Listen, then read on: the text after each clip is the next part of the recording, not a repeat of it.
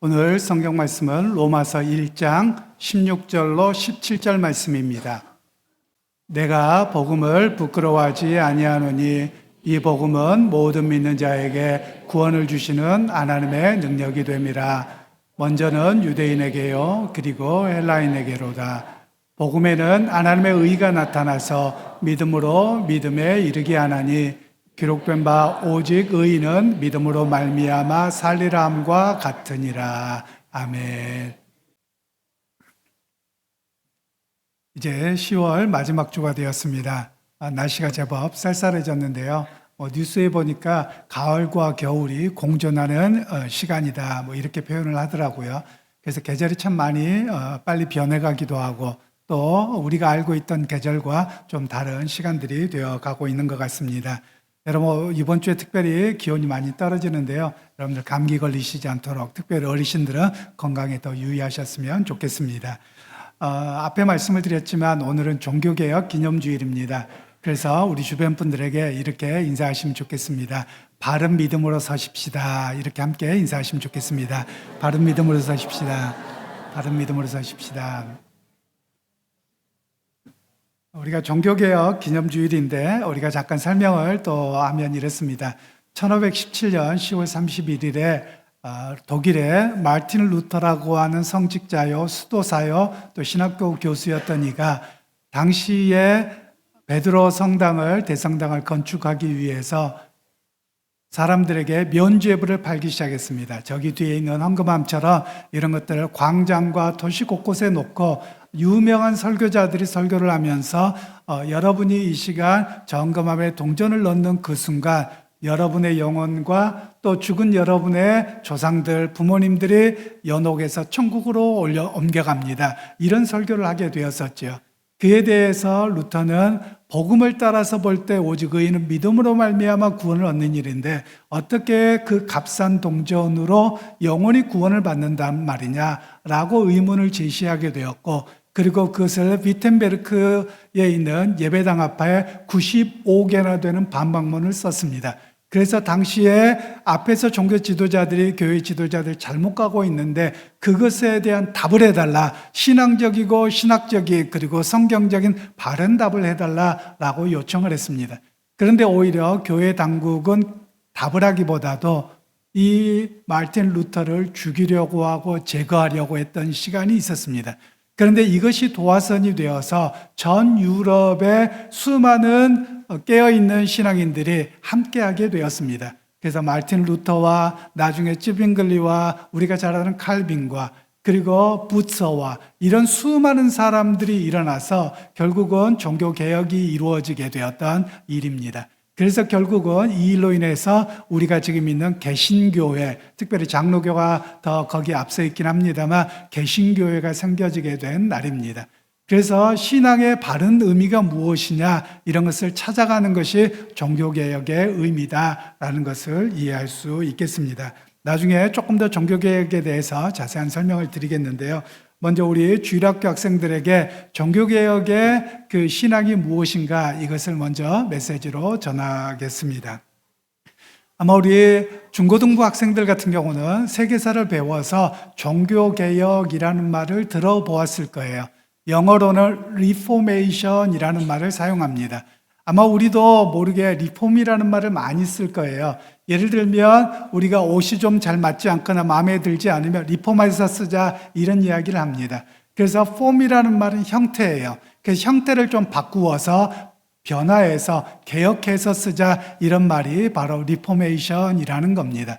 그래서 당시의 유럽의 교회가 하나님의 말씀보다도 사람들의 미신과 무속과 이런 것들을 더 따라가는 모습이었었죠.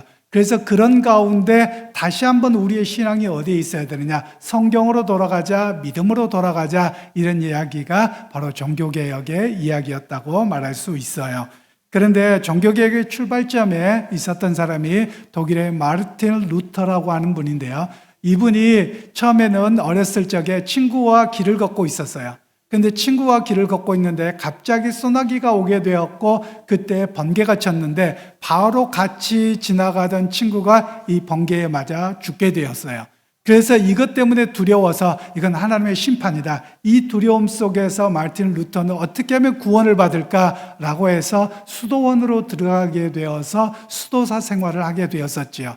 그런데 그가 수도 생활을 하고 기도 생활을 하고 열심히 하는데도 마음의 평안과 구원의 확신이 없었던 거예요. 그런 가운데 그가 성경을 읽게 되었습니다.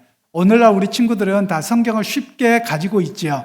그리고 우리가 어플리케이션으로도 볼 수 있고요. 그런데 당시에는 일반 성도들은 성경을 가질 수 없었고요. 그리고 성경도 어디에 있었느냐 하면 지금 성찬상에 있는 것처럼 여기에만 쇠사슬로 묶어놨어요. 그래서 아무나 성경을 볼 수 없었던 시대가 그때였었던 것이죠. 그런데 그는 수도사로서 좀 성경을 더 잘 볼 수 있었던 자리에 있었어요. 그래서 그가 로마서를 읽고 공부하는 가운데 오늘 이 말씀, 오직 의인은 믿음으로 말미암아 살리라. 오직 믿음으로 의롭게 되고 오직 믿음으로 구원을 얻게 된다. 이런 사실을 발견하고 그렇게 믿었던, 그리고 그것을 가르쳤던 사람이 바로 마르틴 루터라고 하는 사람입니다. 특별히 유럽 역사에서 보면 이 시기 바로 직전에 굉장히 어려운 시기가 있었습니다. 페스트라고도 하고 흑사병이라고도 하는데요. 이 흑사병으로 인해서 유럽의 인구의 3분의 1이 죽었습니다. 그러니까 사람들이 불안함이 더 심했죠. 마치 무엇과 똑같냐면요. 우리 친구들은 우리나라가 워낙 그 코로나19 시기에 예방을 잘했어요. 그래서 우리 주변에 죽은 분들이 많이 없어서 그냥 뭐 그런 날이 있었나 이럴지 모르겠어요. 그런데 저는 그때 외국에 있었거든요. 외국에는 정말 그 두려움이 이루 말로 할 수 없었어요. 왜냐하면 14세기, 15세기에 있었던 흑사병이 다시 오는 것 아니냐라고 할 정도로 정말 우리 주변에 있는 사람들이 너무 많이 죽었고, 그리고 심지어 관이 부족해서 매장할 수 없을 정도로 그런 어려움이 있었던 것이거든요. 바로 이 시대가 바로 그런 시대였다는 거예요. 그런 상황에서 사람들이 두려우면 두 가지로 나타납니다. 하나는 뭐냐면 돈에 집착하고요. 돈이 있어야지 뭐든지 어떻게 어디 가서 산다, 이런 것이고요. 또 하나는 신앙에 매달리게끔 되어져 있어요. 그래서 그런데 그 신앙이 좋은 신앙으로 가면 괜찮은데 좋은 신앙으로 가지 않아요. 마치 뭐하고 똑같냐면, 예를 들면 뭐 금 하나를 가지고 있으면 코로나19가 안 온다더라, 뭐 이런 거에 매달리는 거예요. 그래서 이때 당시의 사람들은 사도들이나 성인들의 뼈를 갖고 있거나 또 성인들이 남겨준 유물을 갖고 있거나 또는 교회에서 성직자가 축복해준 물을 가지고 나를 뭐 샤워를 한다든가 이런 거라면 나에게 흑사병이 안 오고 내 삶이 지켜진다, 이런 무속적인 신앙으로 매달렸던 시기였거든요. 그래서 사람들은 더더욱 이런 무속적인 신앙, 미신적인 신앙에 깊이 빠졌던 시대가 바로 이런 시대였었죠. 이 두려움 때문에 교회에서는 그런 걸 한 겁니다. 이탈리아에 있는 로마에 베드로 대성당을 지어서 사람들의 마음을 좀 차분하게 가라앉혀야 되겠다, 이렇게 생각을 했더랬습니다. 그런데 아무리 지어도 너무 크고 화려하게 짓다 보니까 돈이 부족했던 거예요.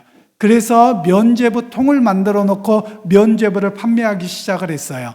그 면죄부라고 하는 것은 앞에 이야기한 것처럼 여러분이 헌금을 하는 순간 여러분과 여러분의 영혼은 천국으로 옮겨갑니다 라고 해서 종이 조각을 하나를 주면서 면죄부를 팔았던 것이죠.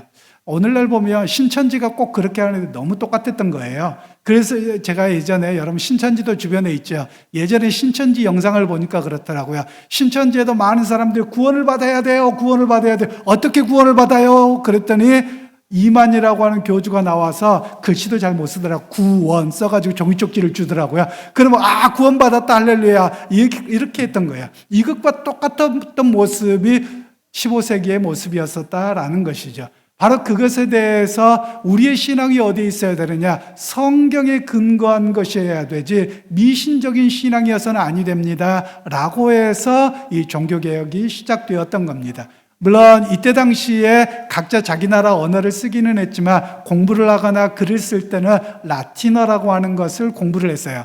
그래서 지금도 유럽에서는 중학교를 가잖아요. 그러면 라틴어를 기본으로 배웁니다. 이 라틴어에서 이야기 오직 성경으로 라는 말은 솔라 스크립투라. 한번 따라서 해볼까요? 솔라 스크립투라. 그것을 했고요. 그리고 또 하나는 오직 믿음으로라는 말은 솔라 피데. 한번 해볼까요? 솔라 피데. 그래서 오직 믿음으로 구원받습니다. 이런 고백을 했던 것이 바로 이 종교개혁자들의 고백이었던 것이죠. 오늘 우리에게도 마찬가지입니다. 우리 친구들 꼭 잊지 않았으면 좋겠어요. 어떻게 해서 구원을 받느냐? 오직 예수님으로 말미암아 구원받습니다. 내가 예수를 믿음으로 오직 구원받습니다. 그것을 꼭 잊지 않기를 바라요. 그것이 바로 오직 믿음으로라는 이야기입니다. 오직 예수를 믿음으로 내가 구원받습니다. 이것을 잃어버리지 않고 여러분들이 세상의 거짓에 속지 않는, 또 어떤 친구는 그러더라고요. 제가 어저께 방송에 보니까 우주의 기운으로 한화가 올라갔습니다. 아니요. 그냥 열심히 해서 올라간 거예요. 우주의 기운하고 상관없어요. 여러분, 그런 신앙에 속지 말라는 거예요. 오직 예수를 믿음으로 구원받고 예수를 믿음으로 내가 구원받은 게 하나님의 은혜입니다. 이 고백이 우리의 고백이 되기를 주님의 이름으로 축복합니다. 이제 어른들에게 말씀을 전하겠는데요. 먼저 우리는 복음이 무엇인지에 대한 바른 이해가 필요합니다. 당시에 로마 제국 당시에 복음이라고 하는 것은 무엇이었느냐면 황제가 어떤 도시를 방문합니다. 그걸 복음이라고 했습니다. 헬라어로는 이것을 유앙겔리온이라고 합니다. 그래서 로마의 황제가 어떤 도시를 방문하게 되면 도시를 다 정비합니다. 그리고 도시에 세금을 감면합니다. 그리고 도시에 곡식과 여러 가지를 주고 자귀를 줍니다. 여러 가지 지위를 주죠. 이게 바로 선물이었거든요. 그래서 원래 복음이라는 유앙겔리온이라는 말 이런 뜻이었습니다. 그리고 또 다른 뜻은 무엇이었느냐면 로마의 군인들이 밖에 나가서 전쟁을 합니다. 그리고 전쟁을 하고서 그 개선 장군이 되어서 흰 말을 타고 행진하는 겁니다. 퍼레이드를 하는 겁니다. 바로 이것을 가리켜서 유앙겔리온 복음이라고 했던 겁니다. 그런데 사도 바울은 이 말을 쓰지 않겠다는 거예요. 유앙겔리온은 세상적이고 정치적인 유앙겔리온이 아니라 진짜가 아니라는 거예요. 참 복음은 뭐냐? 이 땅에 하나님이신 성자 하나님이 이 땅에 우리와 같은 육신을 입고 오셔서 십자가에서 죽고 부활하셨고 승천하셨습니다. 그 사실이 진짜 유앙겔리온이다, 복음이다, 이런 메시지를 전했던 것이죠. 어찌 보면 로마 당국에서 사도 바울이 이 이야기를 하는 것은 혁명이었어요. 그리고 어찌 보면 나라를 전복시키는 것처럼 들렸었던 이야기이죠. 그런데 사도 바울은 그 세상의 엄중함에, 세상의 핍박에 굴하지 않고 참 복음은 예수 그리스도뿐입니다. 이 이야기를 했다는 말씀이죠. 이것과 아울러서 종교개혁자 마르틴 루터도 마찬가지였습니다. 온갖 정치와 군대를 동원해서 마르틴 루터를 압박합니다. 이걸 취소하라는 거예요. 그래서 그를 파문하고 군대를 동원해서 죽이려고까지 했던 상황입니다. 그런 가운데서도 마르틴 루터는 어떻게 하느냐? 그가 콘스탄츠라고 하는 종교회의에 참여하면서 그를 죽이려고 수많은 이들이 다 작당을 하고 있었습니다. 그 가운데 그가 피하지 않고 그 길을 갑니다. 주변에 그를 돕던 이들이 피하자고, 가지 말라고 합니다. 그런데 그가 뭐라고 이야기하냐면 콘스탄츠 예배당에 있는 그 수많은 기왓장이 다 마귀가 되어서 나를 죽이려고 하고 나를 뭐 한다고 하더라도 결코 변할 수 없는 한 가지, 예수 그리스도의 십자가의 복음, 나는 그것을 붙들고 나아가겠습니다. 이렇게 나아갔던 신앙인이 바로 마르틴 루터였다라는 겁니다.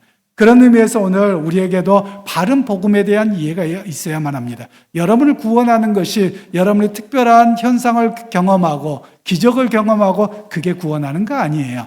오직 우리를 구원하는 그 복음, 유일한 복음은 예수 그리스도의 십자가밖에 없다는 사실을 우리가 기억해야만 할 것입니다. 그래서 그 십자가를 믿음으로, 십자가를 통해서 내가 구원받고 내가 죄 용서함 받았습니다. 이 복음을 결코 잃어버리지 않고 그 믿음 가운데 바르게 서는 저와 여러분들이 되기를 주님의 이름으로 축원합니다. 이제 두 번째로 복음에 대한 바른 이해가 있어야 되는데 복음에는 결코 부끄러움이 없다, 이렇게 말씀하고 있습니다. 16절 말씀을 압도하도록 하겠습니다. 내가 복음을 부끄러워하지 아니하노니 이 복음은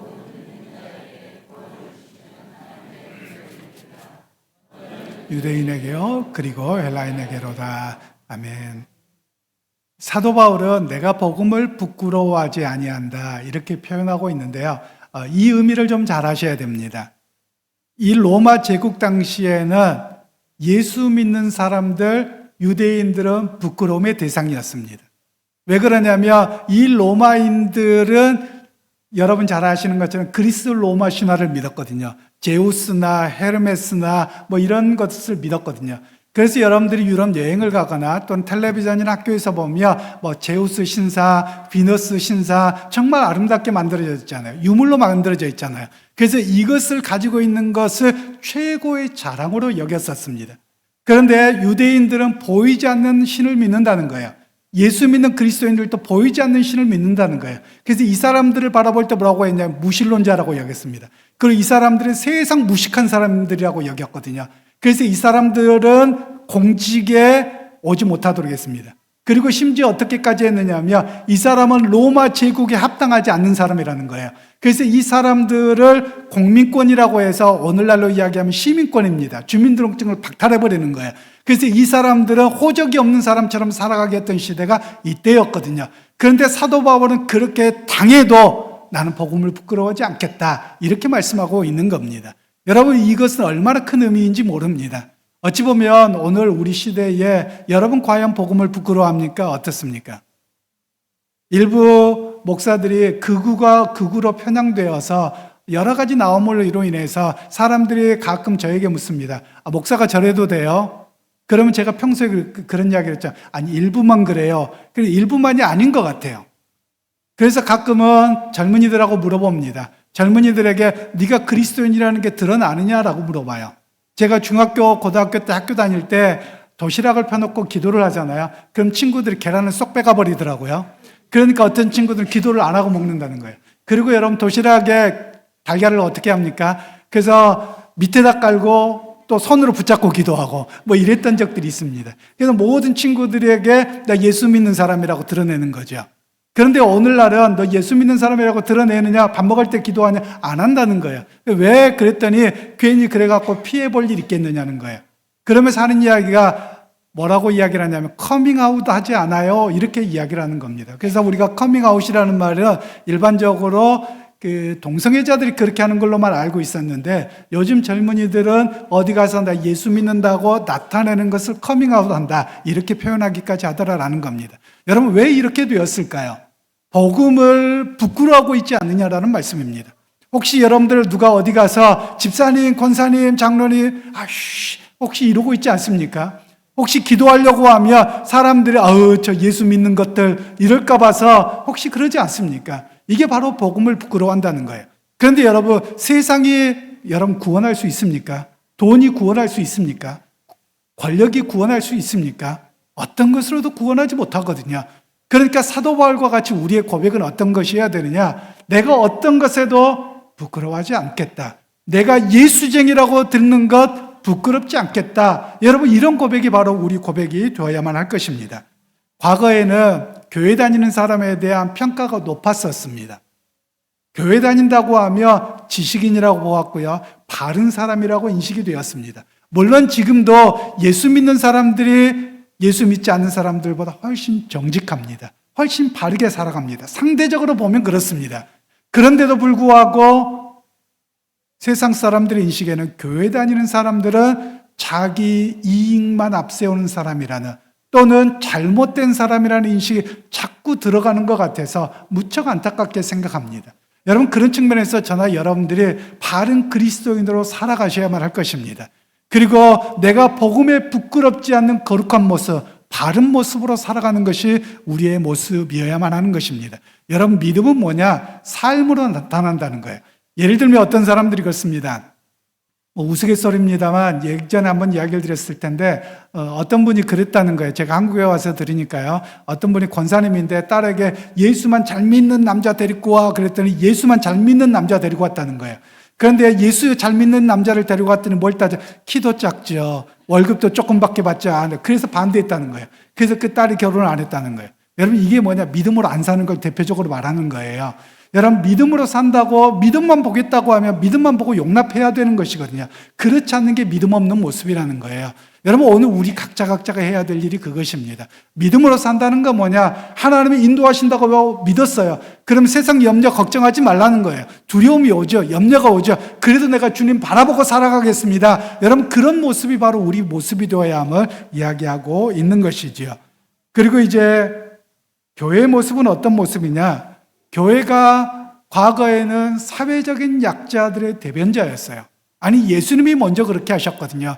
예수님께서 병자들, 문득병자들, 그리고 사람들로부터 버림받은 세리들, 이 사람들과 함께 해주셨거든요. 그런데 언제부턴가는 교회가 기득권자들의 대변자가 되었고 기득권을 지키기 위한 교회가 되어버려서 세상으로부터 손가락질을 당하는 겁니다. 여러분, 어찌 보면 교회나 우리 그리스도인들은 어때야 됩니까? 저나 여러분들이 해야 될 일들은 약자의 편을 드는 겁니다. 연약한 사람의 편을 듣는 겁니다. 도움이 필요한 사람에게 있어야 되고 그런 생각을 하는 것이 바른 복음을, 예수 그리스도를 따른 모습이라는 사실을 우리에게 이야기를 하고 있습니다. 그러게 여러분, 사회적인 약자들, 우리가 정치적으로 크게 바꾸지 못할 겁니다. 교회 전체적인 분위기 바꾸지는 못할 수도 있어요. 그러나 내가 있는 나의 모습 속에서 사회적인 약자들과 혹시 이런 이야기를 안 하셨으면 좋겠어요. 아이고, 공부도 못해서 그렇게 살지. 아니, 그렇게 못 사는 게 지 탓이지. 아니요. 여러분, 열심히 살아도 거기를 벗어나지 못하는 그런 사회적인 요소가 있기도 하거든요. 그러니까 우리가 누구를 비난하고 이런 모습이 기득권적인 사고예요. 그래서 우리가 그것을 벗어나서 복음은 뭐 하는 것이냐? 예수 그리스도께서 사회적인 약자들의 손을 잡아주고, 그리고 구약에서도 끊임없이 하셨던 말씀이 있어요. 너희가 하나님 나라로 사는 평가의 기준이 뭐냐? 고아와 과부, 즉 사회적인 약자들의 편을 들어주고 있느냐? 하나님 그걸로 구약을 평가하셨거든요. 오늘 저나 여러분들이 그렇습니다. 사회적인 약자들, 내가 약자일 수도 있고요, 나보다 더 못한 약자일 수도 있습니다. 그들의 손을 잡아주고 그들의 아픔과 고통에 눈물을 흘려주는 자가 바로 교회요 그리스도인들이 되어야 함을 성경은 말씀하고 있습니다. 그리고 이제 세 번째로 그리스도인들이 믿음으로 산다고 하는데, 믿음으로 사는 것이 무엇인지를 바르게 알아야 함을 말씀하고 있는데요, 17절 말씀을 압독하겠습니다. 복음에는 하나님의 의가 나타나서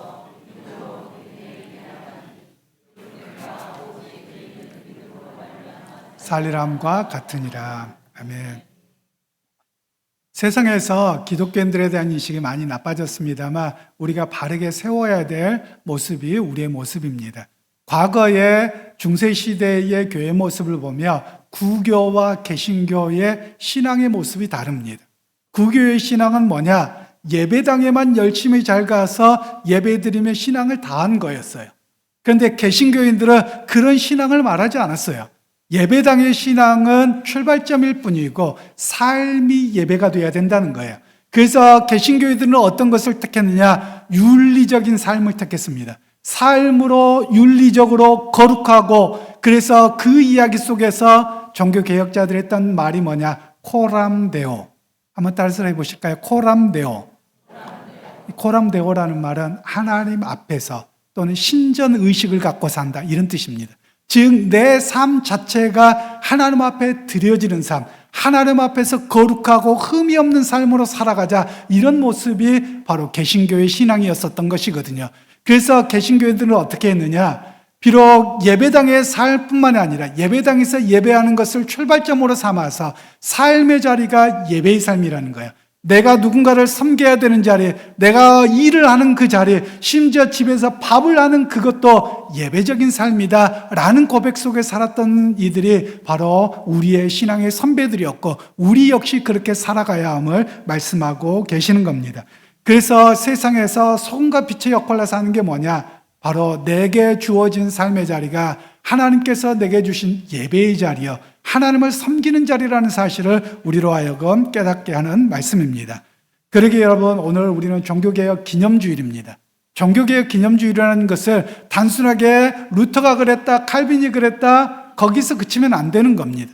오늘날 과거에는 구교에 대해서 로마 가톨릭으로부터 우리가 개혁을 하면서 잘못되었다고 말했다면, 이제는 우리 개신교 안에서 개혁이 되어야만 합니다. 아니, 나부터 개혁이 되어야만 합니다. 회개하고 하나님의 말씀에 올바르게 내 신앙이 서 있는가, 내가 정말 그리스도의 영광을 위해서 온전하게 살아가고 있는가, 우리를 돌아보아야 된다라는 겁니다. 그래서 종교개혁자들이 했던 이야기가 또 하나가 있습니다. 오늘 제가 라틴어를 참 많이 말하게 되는데요, 라틴어 중에 하나 솔리 데오 글로리아, 한번 해볼까요? 솔리 데오 글로리아, 오직 하나님께만 영광을. 왜냐하면 그때 당시에는 교황에게, 주교에게, 성직자에게 영광을 맨날 이랬거든요. 그런데 그들의 신앙은 영광을 받으실 분은 오직 하나님밖에 없습니다. 그래서 솔리데오 글로리아를 외쳤던 것이 바로 그들의 고백이었던 것이거든요. 여러분 오늘 기억하셨으면 좋겠습니다. 우리의 신앙은 솔리피데, 오직 믿음으로, 그리고 솔라 스크립투라, 오직 성경으로, 솔리데오 글로리아, 하나님께 영광을. 물론 그 외에도 많죠. 코람 데오도 제가 이야기를 했네요. 솔라 그라치아도 있습니다. 오직 은혜로, 이런 뜻인데요. 우리가 믿음의 고백 속에서 여러분 어떻게 살아가시겠습니까? 내가 어떤 것을 더한다고 해서 하나님께 공로가 쌓여지지 않습니다.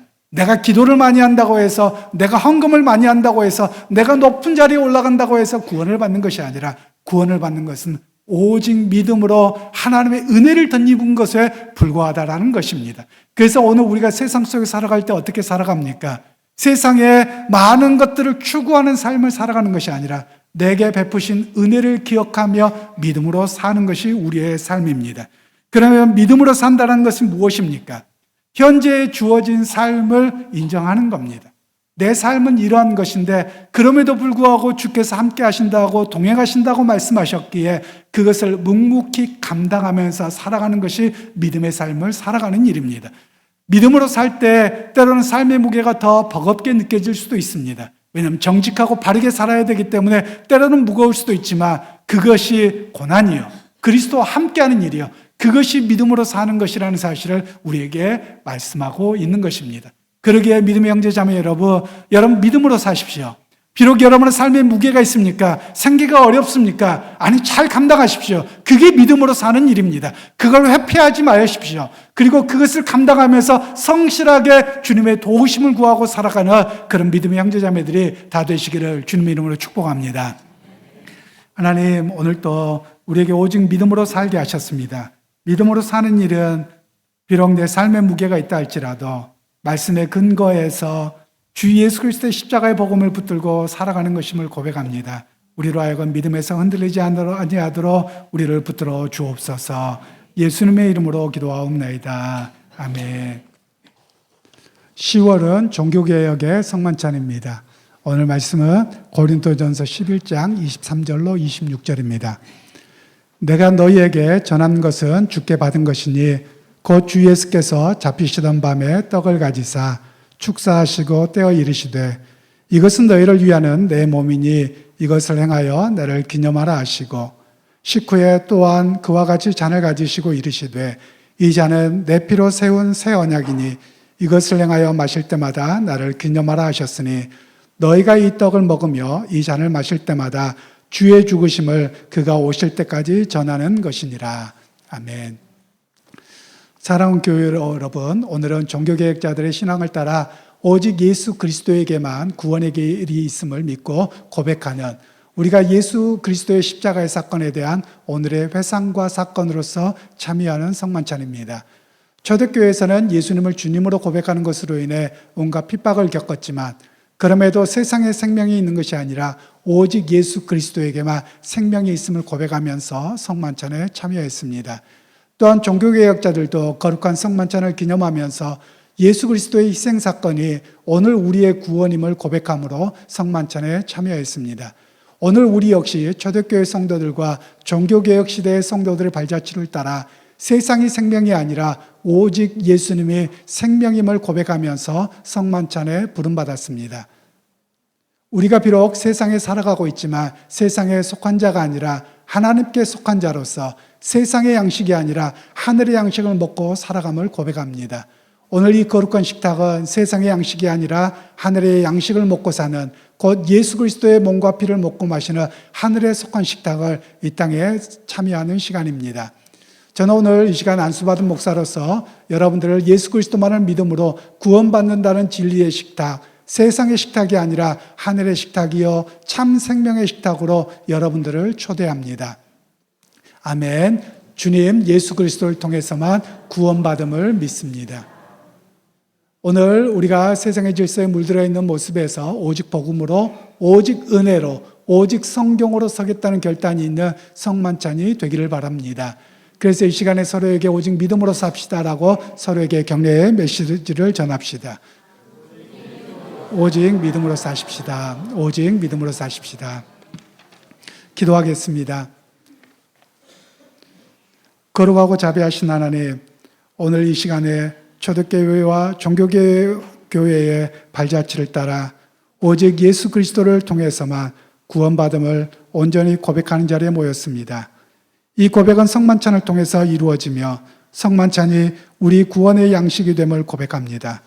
거룩하신 삼위일체 하나님, 오늘 이 시간에 당신의 독생자이신 예수 그리스도의 몸과 피를 기념하는 빵과 잔을 대합니다. 이 시간에 성령께서 찾아오사 이 빵과 잔을 구별하사 거룩하게 하시어 하늘의 양식이 되게 하옵소서. 또한 이 양식을 먹음을 통해서 세상의 것으로 목말라 하지 않게 하소서. 하늘의 영원한 양식을 이 땅에서 미리 선취하게 하시니 감사합니다. 이 생명의 양식을 통해서 영원한 하늘의 양식을 더욱 기대하게 하시고 세상의 삶에서 결코 배고프지 않는 영혼의 양식이 되게 하옵소서. 예수 그리스도 이름으로 기도하옵나이다. 아멘.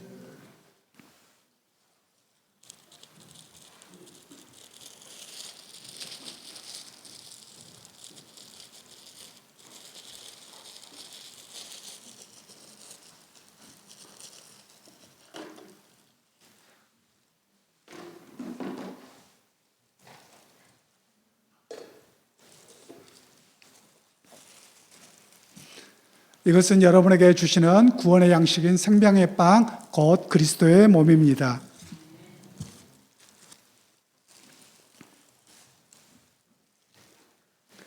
이것은 여러분들을 피 흘려 구원하신 예수 그리스도의 거룩한 피입니다.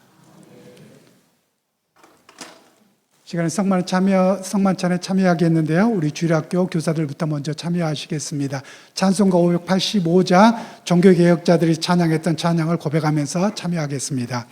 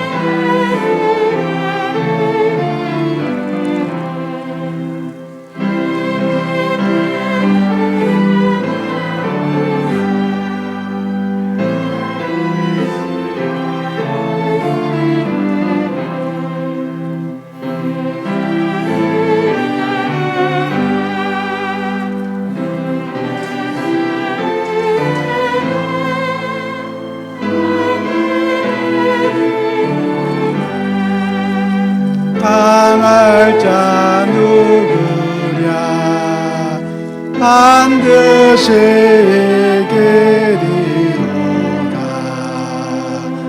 아멘. 아멘. 우리 감사기도 우리 화면 보시면서 같이 하십시다. 거룩하신 주님, 오늘 초대교회와 종교개혁 교회 신앙을 따라 오직 믿음으로 서게 하신 것을 감사합니다. 오직 예수 그리스도를 믿음으로만 구원받음을 믿고 그 놀라운 하나님의 구원의 식탁에, 사랑과 은혜의 식탁에 참여하게 하시니 감사하나이다. 비록 우리가 세상 속에 살아가지만 세상에 속한 자가 아니라 세상의 양식으로 사는 자가 아니라 오직 예수 그리스도를 통해서 주시는 하늘의 양식을 먹고 사는 하늘의 백성이 되었음을 고백하나이다. 한 주간의 삶에서도 하늘에 속한 자로서 오직 믿음으로 승리하도록 성령께서 도와주옵소서.